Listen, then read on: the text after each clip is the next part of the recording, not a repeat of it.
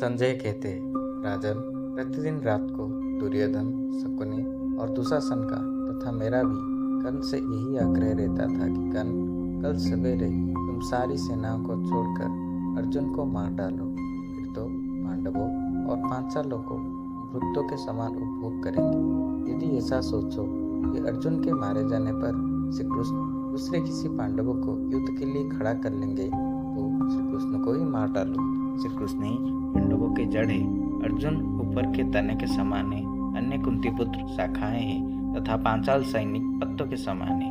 श्री कृष्ण ही पांडवों के आश्रय, बल और रक्षक है। जैसे नक्षत्रों के परम आश्रय चंद्रमा है, उसी प्रकार इन पांडवों के सबसे बड़ा सहारा श्री कृष्ण है। अतः सूतनंदन, तुम पत्तों, डालियों और तने के छोड़कर जड़ को ही काट दो।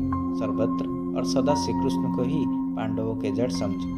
राजन, यदि कर्ण यादव नंदन श्री कृष्ण को मार डालता तो ये सारी पृथ्वी उसके बस में हो जाती, इसमें संशय नहीं है। नरेंद्र, यदि यदुकुल और पांडवों के आनंदित करने वाले महात्मा श्री कृष्ण उस शक्ति से मारे जाकर रणभूमि में सो जाते तो पर्वत, समुद्र, वनों सहित ये सारी पृथ्वी आपके बस में आ जाती। ऐसा निश्चय कर लेने के बाद भी जब वह युद्ध के समय सदा सजग रहने वाले अप्रमेय स्वरूप देवेश्वर भगवान श्री कृष्ण के समीप जाता तो उस पर मोह छा जाता था। भगवान श्री कृष्ण अर्जुन को सदा राधानंदन कर्ण से बचाए रखते थे। उन्होंने रणभूमि में अर्जुन को सुतपुत्र कर्ण के सम्मुख खड़ा करने की कभी इच्छा नहीं की।